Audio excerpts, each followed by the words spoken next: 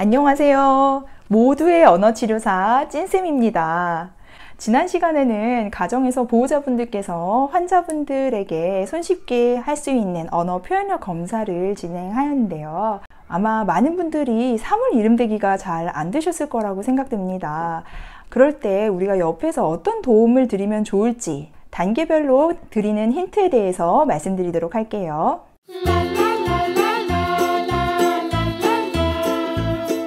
보통 보호자분들께서 환자분들이 단어를 잘 말씀 못하실 때 쓰시는 방법이 첫 글자를 알려드리는 겁니다. 예를 들면 책상을 가리키면서 이게 뭐지? 라고 물었을 때 환자분들이 대답을 못하면 책 있잖아, 책 뭐야? 했을 때 환자분들이 손쉽게 말씀하시는 걸 보고 가장 많이들 사용하는 그 힌트가 첫 음절을 제공하는 거라고 생각이 됩니다. 저 같은 경우에는 물론 그 방법도 좋지만 좀 다른 방법들을 많이 사용을 하는데요. 사실 이런 힌트를 드릴 때 단계별로 사용해야 하는 이유가 있어요. 나중에 사회에 나가서 환자분들께서 누군가에 의존하지 않고 스스로 말씀을 하시려면 자꾸 스스로 생각하는 연습이 필요하다고 생각이 됩니다. 쉽게 예를 들어 볼게요. 아이가 처음으로 독후감을 쓴다고 가정을 해볼게요.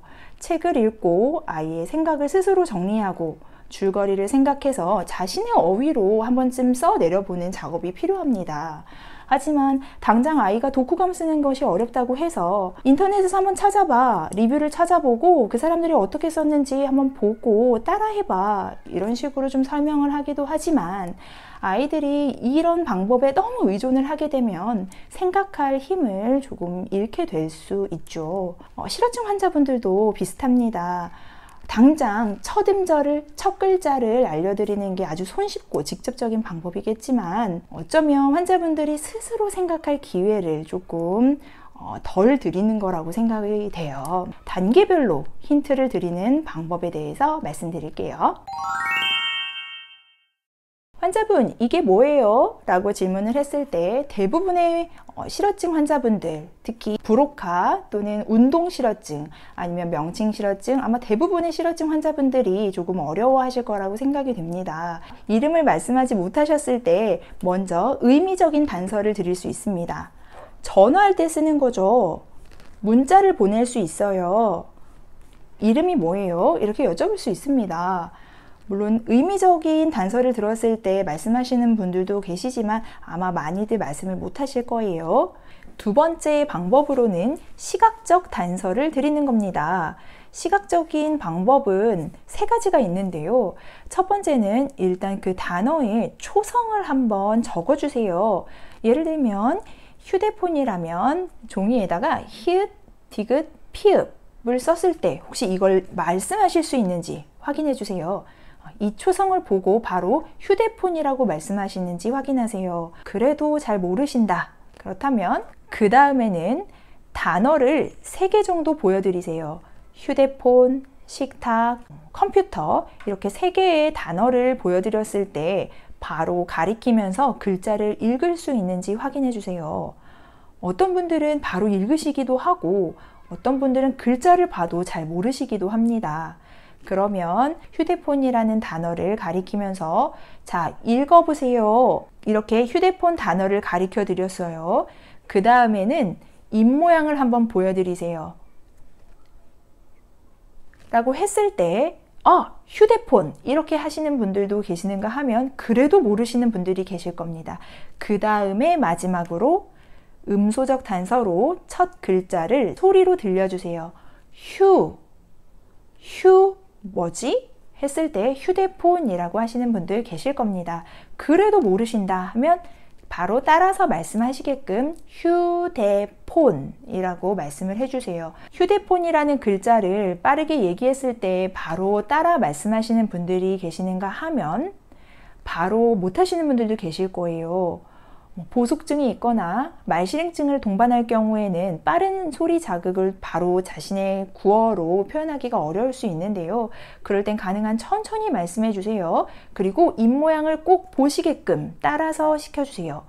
휴대폰 뭐라고요? 이런 식으로 따라 하시면 좋겠습니다. 정리를 좀 해볼게요. 환자분께서 사물 이름을 말씀하실 때 당장 말씀을 못 하신다. 바로 직접적인 첫 글자보다는 먼저 의미적인 단서를 들이세요. 전화할 때 쓰는 거잖아. 아니면 종이를 자를 때 쓰는 거야. 우리 미용실 가서 머리 자를 때 쓰는 거 뭐지? 갈증 날 때 먹는 거 뭐야? 이런 식으로 어떤 사물의 기능이나 용도, 의미적인 단서를 주세요. 안 되신다. 두 번째, 시각적인 단서로 글자를 보여주세요. 먼저 이 글자는 초성일 수도 있고요. 단어일 수도 있고요. 단어에서도 보기를 3개 정도 들여서 직접 읽으시게끔 하셔도 좋습니다. 그래도 안 되면 마지막에 입모양으로 시각적인 단서를 들이세요. 소리는 일단 제외하고 첫 글자만 입모양으로 보여주세요. 이 모든 것들이 다 잘 안 된다 하면 마지막으로 첫 글자, 첫 음절을 소리내어서 말씀을 해주세요. 이것도 잘 안 되신다면 따라서 말씀하시는 단계로 진행하시면 되겠습니다.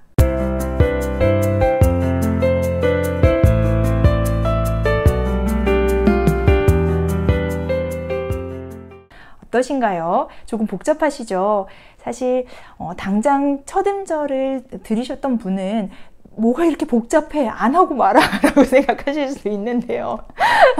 하지만 키포인트는 환자분들이 스스로 생각할 기회를 자꾸 드리는 것이 중요합니다. 그리고 한 가지 또 말씀드리고 싶은 것은 이름 대기를 시킨 후 바로 단서 드리는 것을 조금 지양하셨으면 좋겠습니다. 뇌손상 환자분들은 정확성이 떨어지는 부분도 있지만 전반적으로 반응 속도가 느려지는 부분이 있습니다. 그래서 일단은 기다려 주시는 게 키포인트입니다. 대답할 시간에 기회를 좀 드리고 그 다음 단서를 단계적으로 드리면 되겠습니다. 실어증 환자분들은 그 단어를 아예 잃어버린 게 아닙니다. 머릿속에 어딘가에는 존재하는 그 단어를 찾아가는 길이, 그 길이 조금 약해졌거나 아니면 좀 꼬여 있다고 생각을 하시면 돼요. 그래서 그 단어를 찾아가기까지의 길을 자꾸 만들어 나가는 과정이 필요한데 이 과정은 가능한 환자분 스스로 만드시는 게 가장 효과적입니다. 그 길을 잘 찾아가실 수 있도록 옆에서 좀 단서를 주시는데 바로 직접적인 단서보다는 조금 더 생각하실 수 있는 기회의 단서를 드리기를 좀 권유해 드려요. 오늘은 영상이 조금 어려웠을 텐데요. 그래도 한번 환자분들께 직접 적용을 해보시고 어떤 부분이 좀 잘 안 되셨는지 아니면 이런 부분은 도움이 되더라 하는 게 있으시면 아래 댓글로 남겨주세요. 오늘 영상은 여기까지입니다. 오늘도 거침없는 의사소통으로 속 시원한 하루 보내세요. 오늘 영상이 도움이 되셨다면 좋아요와 구독 버튼을 눌러주세요. 구독은 무료입니다. 구독은 소통입니다. 감사합니다.